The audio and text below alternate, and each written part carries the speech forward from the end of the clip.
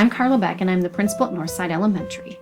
We were identified as a priority school by the Minnesota Department of Education 3 years ago, and through that process of applying for a school improvement grant, we were granted $1.5 million over 3 years to infuse great instructional strategies and professional development. We were able to hire staff, a reading coach, math coach, a data coach, a family liaison, and we're able to reach out to our families to bring them in to our school. We were able to tell our story and get our information to them. We have a wonderful family liaison, Sylvia, who has increased our family engagement, but so have our teachers. Since this grant started, I've been working here for 3 years. And one of the things that I think that has improved tremendously in our student population in our school, I think is parent communication has been big. We see a lot of new faces in our schools, people that weren't coming to our schools for whatever reasons they had. Many times it was barrier, language barrier was a big one. You'll see all those people coming now. I feel that the school is more accessible to them now because we have, in a way, broken those barriers. For once, the language barrier was a big one. So you'll see a lot of new faces in our school, and what I think is a lot exciting is the parents, the male figures. You'll see a lot of dads coming to our events, picking up their kids. They're present, and you see them. Before, it was mainly moms that would be involved in our school activities and, anything that had to do with their kids, or phone calls. I get a lot of phone calls also from parents. So that's a big switch change in our school that I see both genders, coming together and being involved, knowing what's going on in the school, knowing about the resources that the school has always had, but many times they didn't know that they existed. We made a transition to student-led parent-teacher conferences, and it's one of the best things we've done. We had about 70% attendance at our parent-teacher conferences in the past, and we're past 95%. The students are responsible for that learning, and they tell their parents about it, and it's a wonderful evening of sharing with teachers and students and parents. One of the things that St. James School District did is adopt a new motto a couple of years ago: high expectations and real results. And our kids know that, our teachers know it, our parents know it, and it's on everything that we do, because we know that if we have those high expectations of all of our staff members and all of our students, only good and real results will come from that. So I think the biggest impact we've had with the SIG grant coming in our school improvement process has been the whole school-wide initiatives that have changed the way we've looked at education, looked at what we've expected of our kids. So we have things, just big school-wide initiatives like student data notebooks. So kids are sitting and looking at their data, knowing where they stand, what their strengths are, what their weaknesses are. They're able to talk about what they're good at with their parents and what they need to work on with their parents, with their teachers, with their friends, even their classmates. It led to student-led conferences, which was another amazing thing to walk around and see kids knowing where they stood, what they had to work on. It's led to goal setting, just giving a little bit more responsibility and ownership to our students has been a huge change.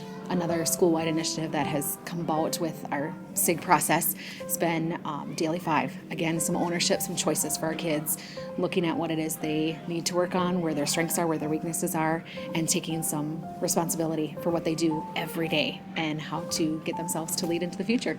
One of the goals that we've had for several of the years is student self-reporting.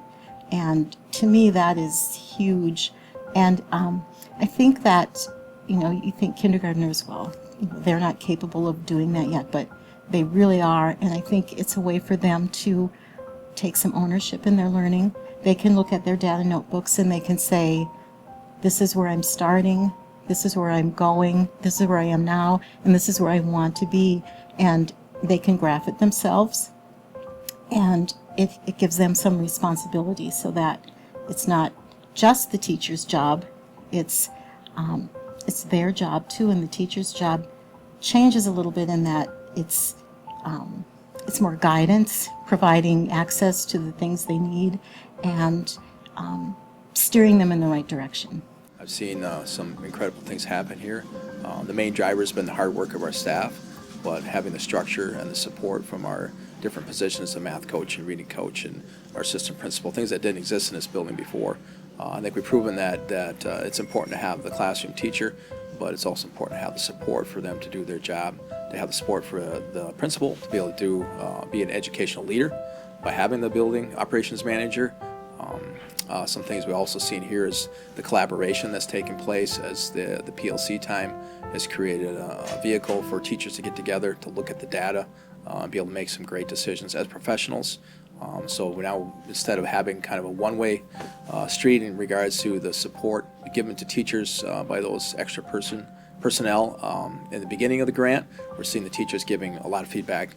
So as we look at the grant being done and moving on and trying to sustain the progress that we made, we have staff that's in a good position to do that because they've learned the system now and they've shown that they can be trusted with a lot of those decisions. One of the things that we need to keep working on at St. James, even after our SIG funding is gone, is closing the achievement gap. Reaching out to families, being aware that kids come from all kinds of backgrounds, but knowing that each kid learns in his or her own way, involving kids in different ways of learning so that the teacher is differentiating his or her instruction. We have interventions in math and reading. We provide after-school services in reading and math, making sure that every child has the opportunity to learn at his or her own rate and progress skill level. It's one of the big changes that we've made here. The overall atmosphere of the school is happier. Learning is brighter. The kids want to come to school. And compared to 3 years ago, I was fighting my kids to get on the bus. They weren't enjoying school. And now I haven't had them complain or want to stay home, or they enjoy school. The neatest thing it brought to Northside Elementary was resources. It brought not only financially, it gave money that we could obtain things that we didn't have here at Northside, but it brought in people. And one of those types of things where there's Mary Jenishek, they were experts in their field. But things have changed demographically, like over the whole United States. So we're not just dealing with things that we just had to change our teaching to accommodate all children's needs and to close an achievement gap that we needed to close here in St. James. It was a good thing, and I think that because it's gone now, it just doesn't mean we're done. It means that we still have a long ways to go, but we're going to have to sail on our own for a while, which we can do now that we have all the resources and the things that we have available, thanks to them. One of the things I'm most proud about as principal of Northside Elementary is that we've opened up our doors and we've started teaching with common language, common curriculum, common standards in mind. Our teachers are still very much their own individual teacher with their own individual personality, but in using common language and common instruction, as the kids move from grade level to grade level, the curriculum instruction, the teaching and learning is so much more effective. And that is one of the biggest things we've learned through these 3 years of our school improvement process. So we've seen a significant increase in scores. We're blessed that we have moved up out of our priority school and are now in the middle 50% in the state. Within our leadership teams, we assess what needs we have, but we don't just bring those problems to the table. We bring solutions, and teachers are willing to collaborate.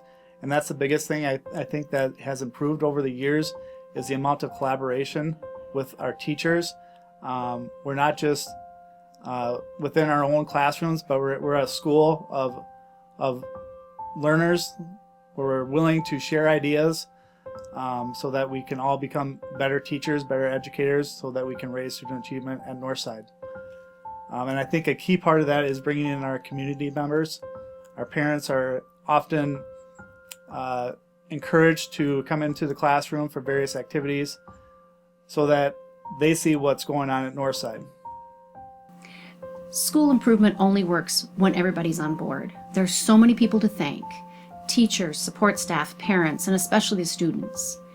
When we first got the news that we were a priority school, that news hurt. It was hard to hear. But we've come through that into being a school in continuous improvement, and we know that we're only going to continue to improve and grow in our skills and our goals.